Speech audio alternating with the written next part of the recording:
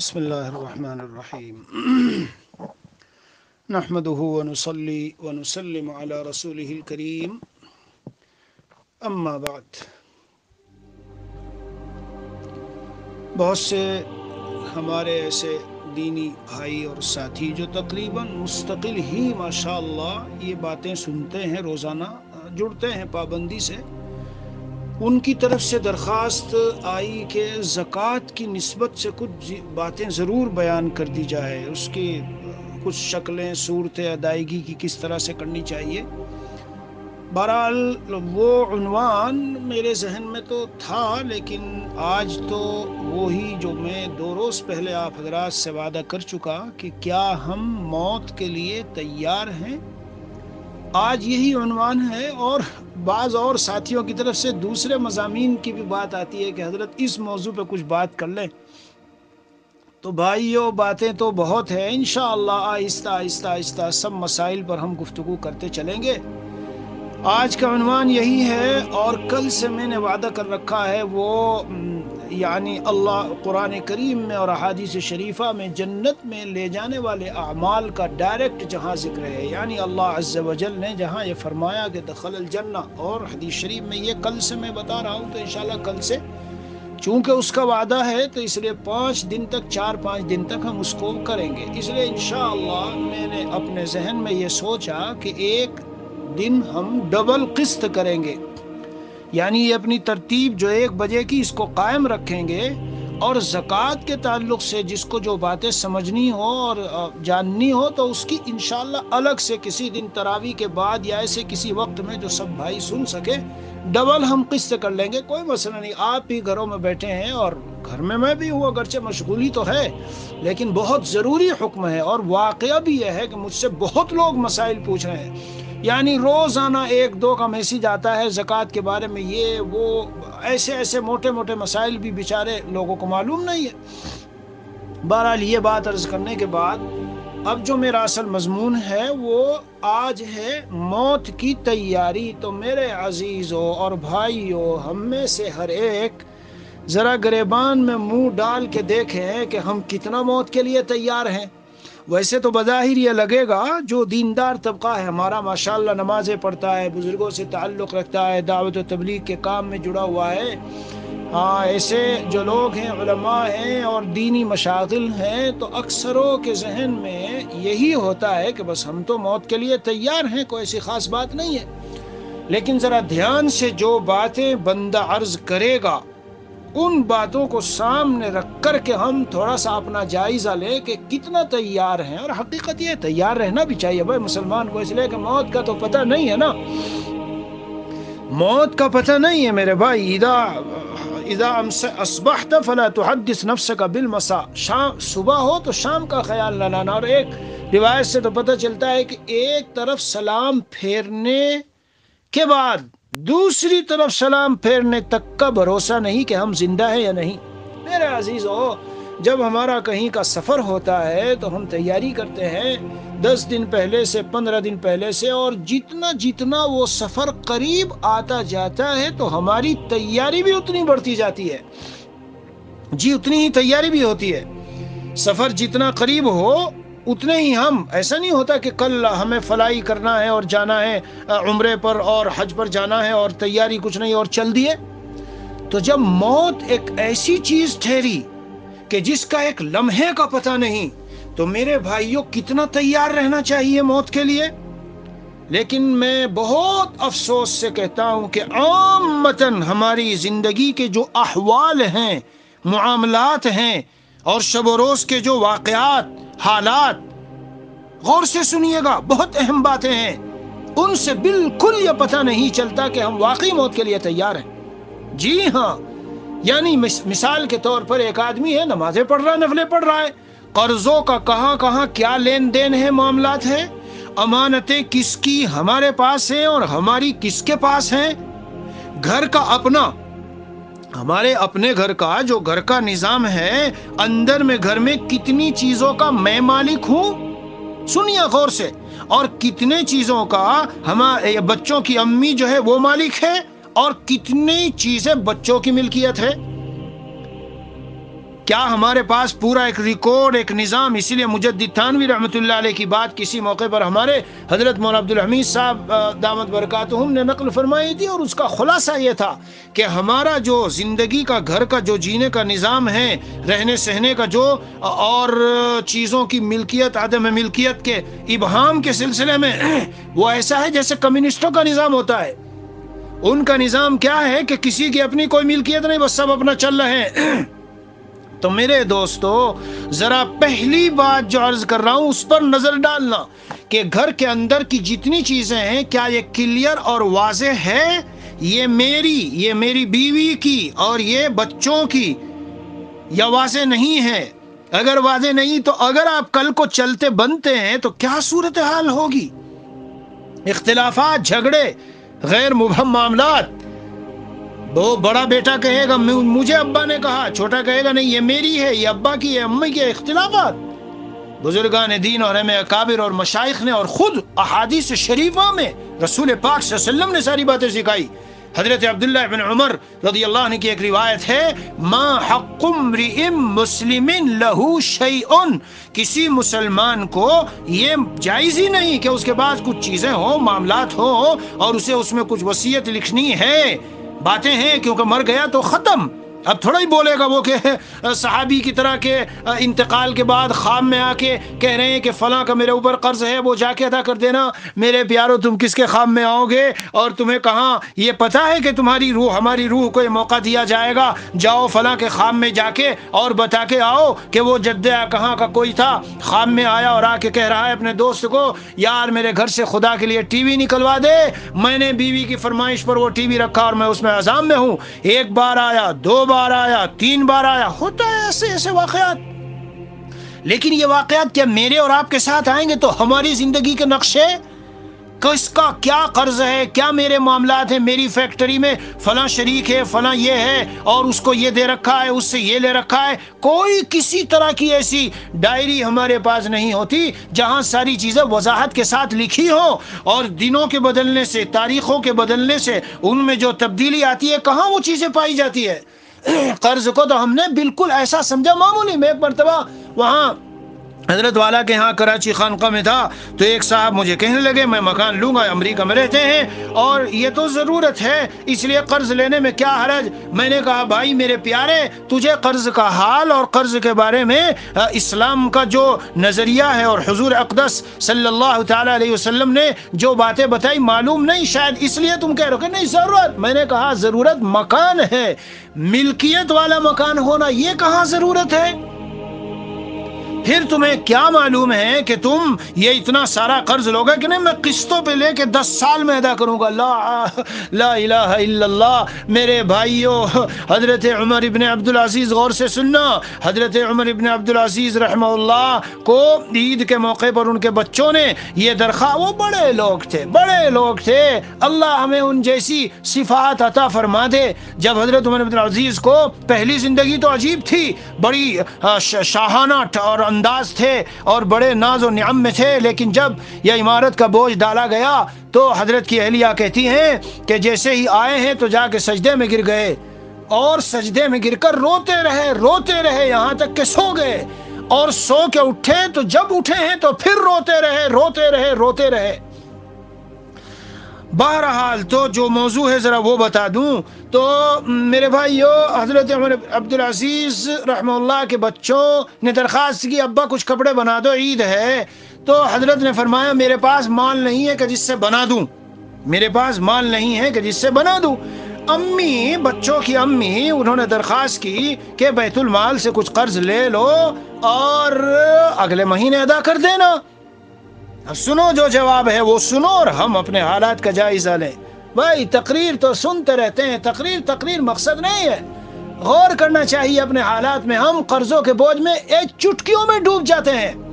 محض اپنے کاروبار کو بڑھانا ہے، مکان کو شاندار ہائی فائی بنانا ہے، اور ایک مالی بہت بڑے پیمانے پر ملینوں میں ہمیں اپنا نظام چلانا ہے، اس کے ہم شریعت میں کہاں مکلف ہیں؟ جو ہم قرض پہ قرض لیے جا رہے ہیں اور کہتے ہیں ضرورت ہے۔ یہاں تک حدیث شریف میں آیا جب اللہ کسی بندے کو ذلیل کرنا چاہتے ہیں میرے دوستو تو پھر اس کی گردن میں قرض کا بوجھ ڈالتے ہیں۔ نبی پاک صلی اللہ علیہ وسلم جب دنیا میں حیات تھے، جی آپ صلی اللہ علیہ وسلم کی حیات طیبہ میں جب کوئی ایسا آدمی آتا جو مقروض ہو اور اس کے جنازے کا معاملہ ہوتا تھا، جی تو آپ علیہ الصلوۃ والسلام فرماتے تھے کہ کیا اس کے پاس اتنا ہے کہ اگر یہ مرے تو سارا اس کا ادا ہو سکے قرضہ؟ اگر ان طرح کا وفان، اگر وہ اتنا چھوڑ کے گیا تو نماز پڑھاتے تھے، ورنہ کہتے تھے صلو علی صاحبکم، اپنے بھائی کی نماز پڑھ لو، میں نہیں پڑھا تھا۔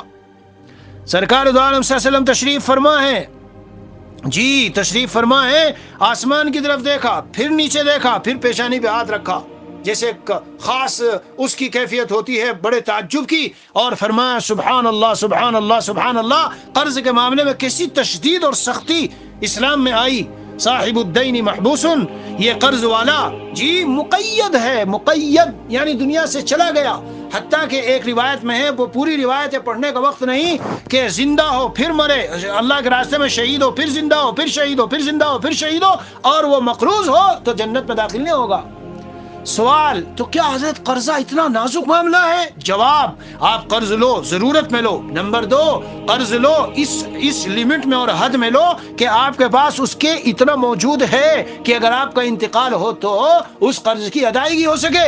نمبر 3 سننا، نمبر 3 غور سے سننا، وہ جو لے رکھا ہے اس کی ساری تفصیلات لکھ دی، کاپی میں نوٹ کر دی، اولاد کو اور گھر والوں کو بتا دیا، وصیت کر دی، لوگوں کو پتا ہے، ارے تم کو جنازے کو رکھ کے آئیں گے قبر میں پیارے، پتہ بھی نہیں ہوگا کہ کیا کس کا کیا ہے۔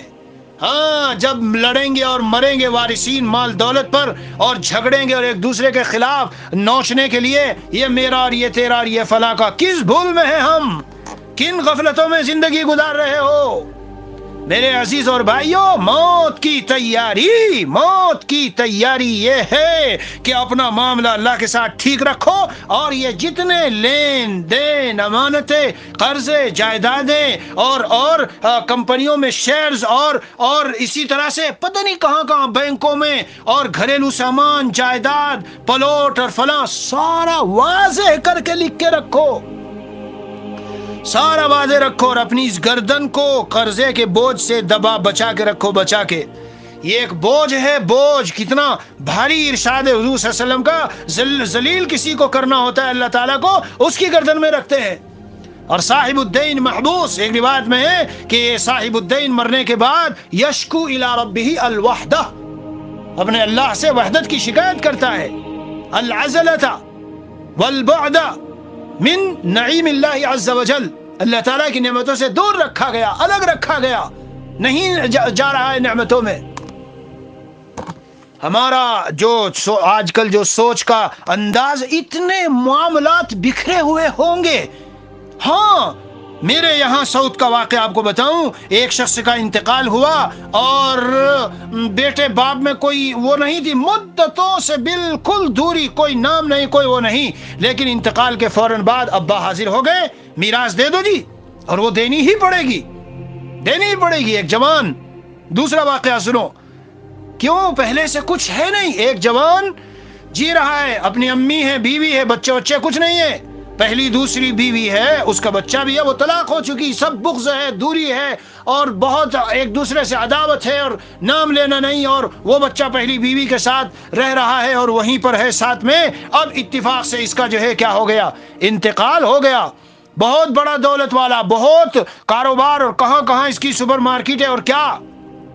تو شریعت یہ کہتی ہے کہ وہ جو تیرا بیٹا ہے، چاہے وہ پہلی بیوی سے ہو جس میں تجھ میں کوئی تعلق نہیں ہے، زیادہ تر مال، مجھے مسئلے نہیں بتانے لیکن وہ بتا رہا ہوں شریعت کا ایک اجمالی حکم، زیادہ تر تیرا سارا مال کہاں چلا گیا، اس بیٹے کے پاس جو تیری پہلی بیوی کے پاس رہ رہا ہے۔ اور یہ جو تیری امی، یہ جو تیرے بھائی بہن فلاں یہاں تھے، ذرا سا ملا، تیری ساری سپر مارکیٹ ہے فلاں، اگر پہلے سے سمجھ ہو اور موت سے پہلے تیاری، تو ایک نظام بنا کے رکھے کہ اگر خدا نخواستہ میں چلا گیا، میری امی کا یہ، میرے بھائی کا یہ، اس کا یہ، اس کا یہ، اور اس کا یہ، اور بیٹے کو جو ملے گا۔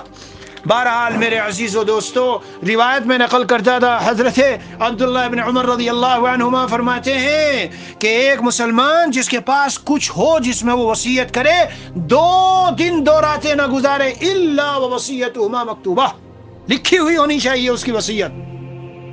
کیا لکھو گے؟ جب بستر مرگ پر، ہاسپٹل میں آخری سانس پر ہو، اب خیالات آ رہے ہیں، او ہو فلاں کے یار 10,000 رین تھے، او فلاں کے 4 سال پہلے کے 2,000 رین تھے، اب خیال آ رہا ارے یار 4 سال کی میری زکوٰۃ میں تو ترتیب سے تو نکالی نہیں، اور دولت تو میری اتنی، اب کیا ہوگا؟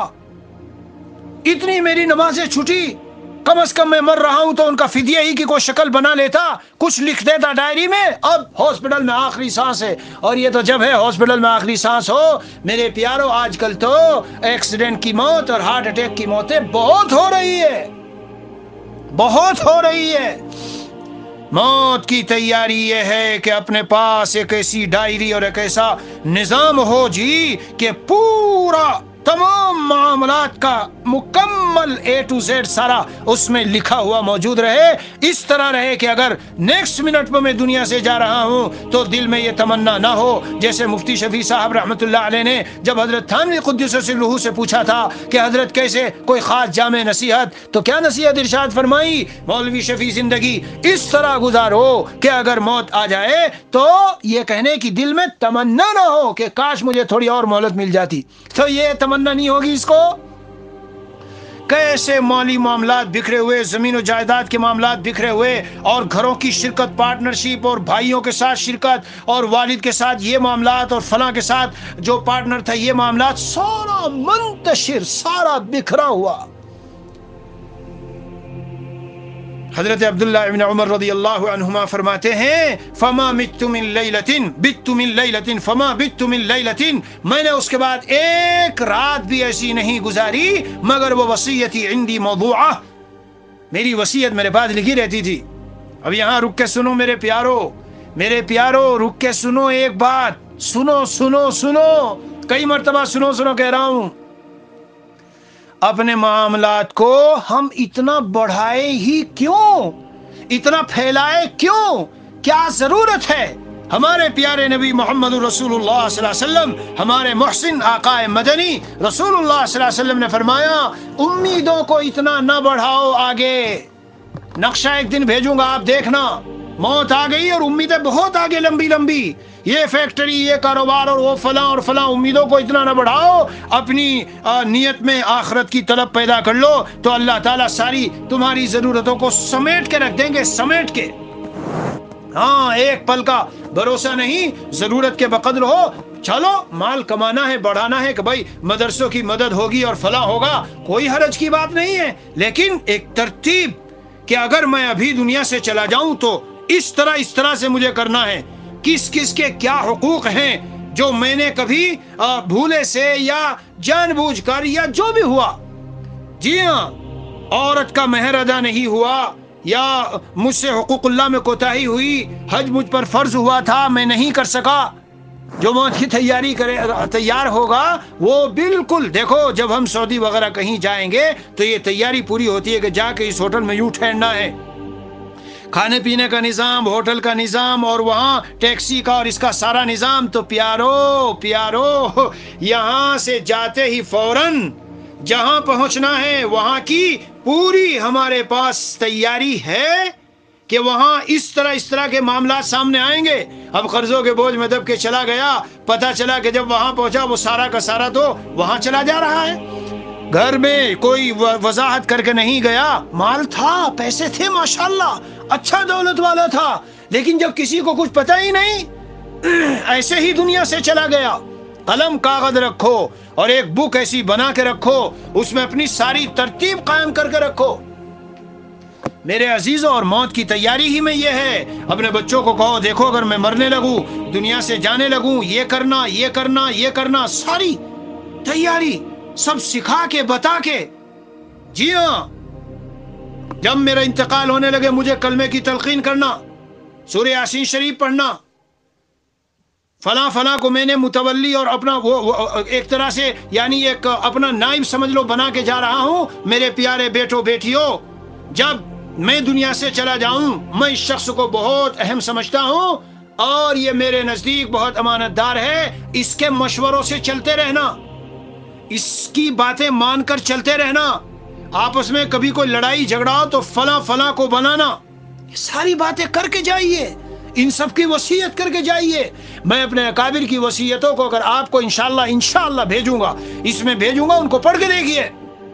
ہمارے حضرت والا کی قلم سے لکھی ہوئی، ہاتھ سے لکھی ہوئی وصیت میرے پاس موجود ہے، میں آپ کو بھیجوں گا، آپ پڑھنا، دیکھنا یہ لوگ کس طرح موت کے لیے تیار رہتے تھے۔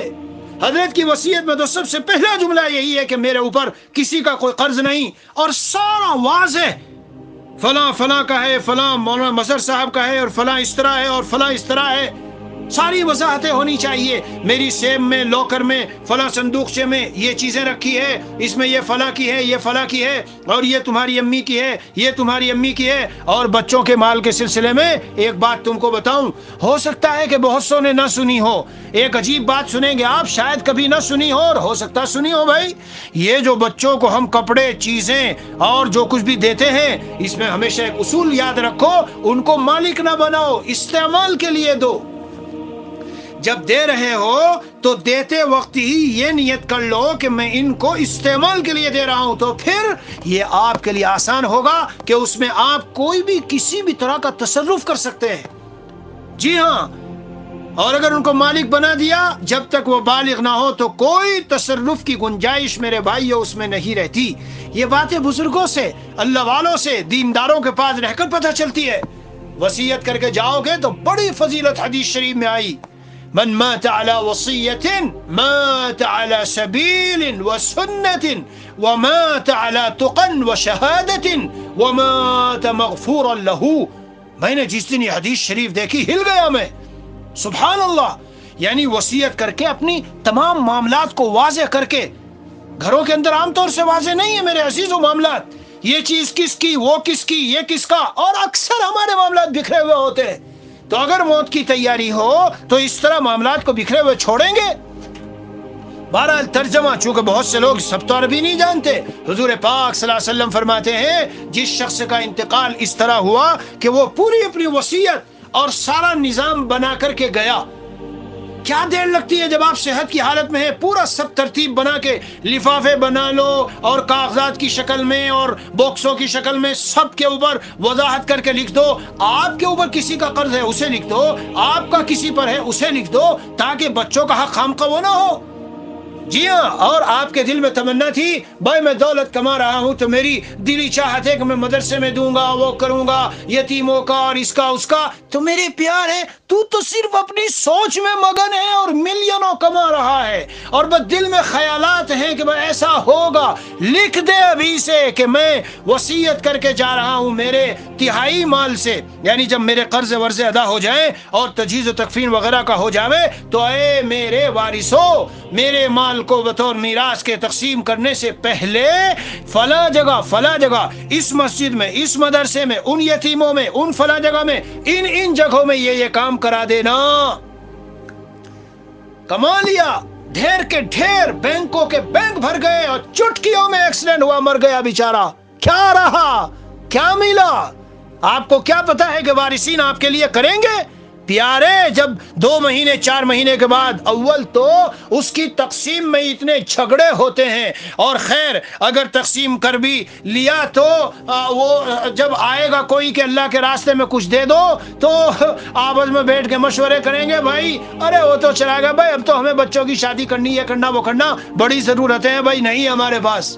عقل کے ناخن لو اور غور کرو اور سوچو سمجھو، جس خون پسینے کی کمائی کو کمایا، اپنے اوپر جو حقوق ہوں، جو چیزیں ہوں، ان کو اچھی طرح سے لکھو، اور اس کا فائدہ میرے پیارے مجھے اور آپ کو اس کا وہی فائدہ پہنچائے گا جو ہم آگے ساتھ لے گئے۔ تو اگر وقت پر نہیں تو کم از کم لکھ کے جاؤ، یا جب آپ ہاسپٹل میں اس حال میں ہیں کسی کو بلا لو اور گواہ بنا لو اور کہو دیکھو قلم کاغذ نہیں ہے میرے پاس، لیکن میں تمہیں بتا رہا ہوں یہ اس طرح اسے ریکارڈ کر لو، اسے لکھ لو، اور فلاں گواہ ہے، وہ گواہ کا نام بھی اس میں درج کر دو۔ ایسی ماشاءاللہ ہند و پاک میں ایسی کتابیں چھپی ہیں کہ ان کتابوں میں آپ دیکھو تو پوری ترتیب پوری تفصیل ملے گی، کس کس طرح سے کیا کیا وصیتیں کرنی چاہیے۔ تمنا ہوتی ہے آدمی کی میرے بعد میرے بچے یوں رہیں، اس طرح رہیں، پیار سے رہیں، محبت سے رہیں۔ کیسے رہیں گے؟ خالی خیالات کی دنیا میں ہم سوچ رہے ہیں، کوئی نظام ان کے لیے بنایا، کوئی ترتیب بنائی، کوئی ایسے اصول ضابطے لکھے۔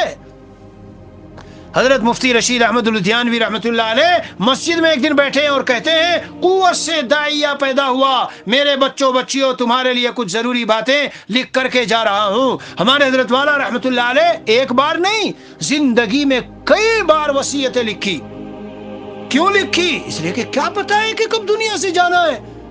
میرے پاس اکثر وصیت حضرت کی ہے انشاءاللہ، جو قلم ہاتھ سے لکھی ہوئی میں آپ حضرات کو بھیجوں گا، آپ تعجب میں پڑ جائیں گے انتقال ہوا کب اور کتنے سال پہلوں سے حضرت نے وصیتیں لکھنی شروع کر دی۔ یہ اللہ والے ہوتے ہیں جن کی واقعی زندگی اس طرح ہوتی ہے کہ ایک لمحے کا پتہ نہیں، ایک لمحے کا پتہ نہیں۔ تو بہرحال ترجمہ کر رہا تھا میں، رہ گیا بیچ میں۔ رسول پاک صلی اللہ علیہ وسلم فرماتے ہیں جس شخص کا انتقال اس حالت میں ہوا کہ اپنے سارے معاملات کے متعلق وہ وصیت کر کے دنیا سے گیا ہے تو سیدھی راہ، جی دین اسلام پر مرا، سنت پر مرا اور شہادت اور تقوی کی حالت میں مرا۔ اللہ اکبر ومغفور لہ، بخشایا گیا، بخشایا گیا۔ آج کل یہ چیزیں میرے عزیزوں اور میرے دوستوں چھوٹ گئی، ان کا بڑا اہتمام ہونا چاہیے۔ خود اپنے بارے میں غور کرے، میری کتنی نمازیں اب تک جو ہے قضا رہی اور کتنے سالوں کی زکوٰۃ۔ میں نے عرض کیا زکوٰۃ پر الگ سے انشاءاللہ کچھ بیان کرنے والا ہوں، کیونکہ بہت لوگ مسئلے مسائل پوچھ رہے ہیں، تو تب احساس ہوگا کہ زکوٰۃ صحیح طرح ادا کس طرح کی جاتی ہے۔ جی تو ان سب کا کو ایک ساتھ بیٹھ کے سوچو اور پہلا نمبر ادا کرنا شروع کر دو۔ اندازہ لگایا کہ میں نے بلوغ کے بعد میری نمازیں تقریباً 300 یا مثلا 500 نمازیں، 100 دن تک کی ساری نمازیں۔ اب اگر اندازہ ہوا 500 تو احتیاط میں 600 لے لو، 600 کا ہوا تو احتیاط میں 700 لے لو اور ادا کرنی شروع کر دو۔ زکوٰۃ کا اندازہ لگاؤ اور لگا کر کے جتنی کمی ہوئی ہو اس کو پوری کو اکٹھا کر لو اور دینا شروع کر دو۔ اسی طرح حج فرض ہو گیا۔ کتنے کہاں لوگ آج کل مسائل اور شریعت کا کہاں خیال رہ گیا بھائی۔ میں نے ایک شخص سے کہا حج نہیں کر رہا، اتنا پیسہ ہے، اجی 3 جوان بیٹیوں کی شادی کرنی ہے پہلے۔ میں نے کہا خدا کے بندے ایک بات تو یہ بتا کہ یہ جو شادی میں تو پیسہ خرچ کرے گا یہ جائز ہے سارا جو رسومات میں کرے گا؟ اور نمبر 2 پہ یہ بتا اگر تیرا انتقال ہو گیا شادی سے پہلے یا بعد میں، اللہ کے یہاں کیا جواب دے گا؟ اتنی سخت وعید آئی ہے کہ جو آ سکتا ہو حج کر سکتا ہو نہ کرے تو یہودی اور نصرانی بن کے مر جائے۔ کتنی سخت وعید ہے میرے دوستو۔ مال ہے، سب کچھ ہے، کر سکتے ہیں، سستی، کاروبار، دولت وغیرہ ادھر ادھر کی چیزوں میں یہ موت کا استحضار ہے؟ یہی ہم موت کے لیے تیار ہیں؟ یہ اولاد جن کو ہم نے اسکولوں کالجوں میں جھونکا، ان کے دین ایمان کی حفاظت اور بقا کا سامان سوچتے تو رہے، آپ سوچ تو رہے ہیں یار یہ بھی پکے سچے مسلمان بن کے رہے اور یہ بھی مسلمان ہونے کی حالت میں جیے اور مرنے کے بعد جنت میں ہمارا ساتھ ہو۔ لیکن کیا تیاری کی آپ نے ان کے لیے؟ کیا دیا ان کو ایمان پر جینے کے لیے؟ کسی دن اگر اس موضوع پہ بات ہوئی تو آپ کی آنکھیں کھلی کی کھلی رہ جائیں گی کہ اسکولوں کالجوں میں اور سنو اور نیٹ پر جو جوان بیٹھا ہے آج طبقہ، ان کے ایمان کو کس طرح کھرچا جا رہا ہے، اندر سے سلب کیا جا رہا ہے، نکالا جا رہا ہے۔ پیارو، جس ماں باپ کو اپنی اولاد کی فکر ہوگی اور موت کا استحضار، میرا آج جو مضمون ہے وہ یہ ہے موت کا استحضار ہوگا، وہ ایک لمحے چین سے نہیں بیٹھے گا، ایک دن ایک رات چین سے نہیں بیٹھے گا۔ اسے یہ فکر ہوگی نہ معلوم میں آج چلتا بنوں، یہ میرے اولاد تو پینٹ شرٹ میں داڑھی کٹائے، فسق و فجور کی لائن میں، فحاشی اور عیانیت میں، اور اسکولوں کالجوں میں نہ نماز نہ دین نہ تقوی، جی نہ تلاوت آتی نہ تسبیحات آتی، ان کا کیا بنے گا؟ وہ فکر میں چور رہے گا اور تدبیریں کرے گا، کیونکہ اس کو پتہ نہ معلوم میں کب دنیا سے چلا جاؤں۔ اس لیے میرے بھائیوں، موت کے لیے تیار رہنا چھوٹا سا لفظ ہے، اکثر جو نماز پڑھنے والے، نفلیں پڑھنے والے، ان کے ذہن میں رہتا ہے اب وقت ختم ہونے کو ہے۔ خلاصہ سمیٹ دیتا ہوں، جب موت کی تیاری کا خیال آوے اور آنا چاہیے اور استعداد رہنا چاہیے، کیوں؟ آگاہ اپنی موت سے کوئی بشر نہیں، اور سامان 100 برس کا، پل کی خبر نہیں پیارو۔ یہ جو وائرس کے اور اس کے حالات چلے ہوئے آج کل، اور ایکسیڈنٹ کے اور کینسر کے اور کہیں کے اور ایسی موتیں ہو رہی ہے، رات کو سویا صبح کو اٹھا نہیں۔ تیار رہو، اس تیاری میں اپنے جو حقوق اللہ ہیں ان کو بھی سامنے رکھو کہ مجھ سے روزے تو نہیں چھوٹے۔ کتنی عورتیں ہیں، میں حیران ہوتا ہوں جب یہ مسائل مجھ سے پوچھے جاتے ہیں کہ 3 مہینے کے روزے، 4 مہینے کے روزے، توبہ توبہ توبہ۔ بے شک ایک عذر شریعت نے رکھا ہے کہ رمضان میں 10 دن کے روزے، 8 دن کے روزے، جیسا جس کا نظام ہو وہ نہیں رکھ پائیں گی، لیکن مجھے حیرت کی انتہا ہے کہ آخر وہ ہماری مستورات اور خواتین اور امت کی بہنیں اور مائیں جنہوں نے یہ رمضان گزرنے کے بعد اور شوال کا مہینہ پا لیا، 10 دن 15 دن، کیوں؟ کیا ان کو کیا پتا ہے کہ ہم آگے اتنا جیئیں گے؟ تو کیسے وہ 10 دن گزرنے دیے کہ اپنے روزوں کو پورا نہیں کیا؟ یہ موت کی یاد ہے، یہی موت کی تیاری ہے۔ لیکن انسان ہے، خطا ہوتی ہے، تو اگر ایسا ہو، نماز ہے، روزہ ہے، حج ہے، حج کے لیے کہہ کے جاؤ، تیار رہو۔ حج یہ تو نہیں کہ چل دو اور جا کے حج کر لو۔ اب آپ کو آج بیان سننے کے بعد دل میں خیال آیا، ارے بھائی بڑی زندگی کی غلطی ہوئی، میں تو بالکل سب کچھ کر سکتا ہوں، مجھے حج کر لینا چاہیے، تو کم از کم وصیت لکھ دو کہ اگر میں حج نہ کر سکا تو میرے اس سے جو کیا کہتے ہیں ضروری حقوق ادائیگی، دیون، قرضے وغیرہ کی ادائیگی کے بعد یہ ایک کام کر لینا کہ میں کہہ کے جا رہا ہوں کہ میرے مال میں سے کسی کو میری طرف سے حج بدل کرا دینا۔ جی یہ ہے موت کی یاد، اسے کہتے ہیں موت کی یاد۔ اور جو بھی حقوق ہوں، اسی طرح کسی کے قرضے کے ہیں، امانت کے ہیں، گھر کے اندر جتنی چیزیں ہیں، پھر سے یہ جملہ دہراؤں، گھروں کا آج ہمارا نظام کمیونسٹ اور کمیونزم نظام چل رہا ہے۔ کیوں؟ بکھری ہوئی چیزیں گھروں میں پڑی ہیں اور کسی کو پتہ نہیں ہے کہ کون سی کس کی ملکیت ہے۔ یہ نظام ہے شریعت کا؟ نہیں۔ اول تو شریعت یہ نہیں چاہتی کہ گھر میں اتنا بکھیڑا پھیلایا جائے اور اتنا الٹ اب سامان بھرا جائے۔ حضرت مفتی رشید صاحب رحمۃ اللہ علیہ فرماتے تھے، ہر سال عید کے موقع پر میں دیکھتا ہوں میری ضرورت میں کیا آ رہا ہے، کیا نہیں آ رہا ہے، جو نہیں آ رہا ہے اسے دے دیتا ہوں۔ آگے سنو جملہ، اور یہ فرماتے تھے، اس امید پر دیتا ہوں چاہے جیسا ہی قیمتی سامان ہو، جب مجھے ضرورت ہوگی میرا اللہ مجھے دے دے گا۔ فرمایا پوری زندگی کا میرا یہ معاملہ رہا ہے، جب مجھے جس چیز کی ضرورت تھی اللہ نے دے دی، ضرور ملتی ہے، ضرور۔ ہاں بہرحال تو یہ مضمون ہو گیا۔ اب انشاءاللہ زکوٰۃ وغیرہ کے اور بہت سے مضامین ہیں، لیکن کل سے یہ اعلان ہے میرا، بھولنا نہیں، اور اس کو توجہ اور دھیان سے سن لینا، اور جہاں جہاں تک وہ پیغام پہنچا دینا۔ اللہ اور رسول صلی اللہ علیہ وسلم نے جن باتوں پر جنت میں جانے کا وعدہ کیا، انشاءاللہ 4-5 دن تک ان کا تذکرہ کیا جائے گا۔ اللہ عز و جل اپنی رحمت سے یہ قال ہمارا حال بنا دے، اور اللہ تعالی ہمیں اور آپ کو، ہم سب کو موت کی پوری صحیح معنی میں اللہ تعالی تیاری کی توفیق دے کہ جب وقت آئے تو ہم بالکل بے فکر خوشی دنیا سے چلے جا رہے ہوں۔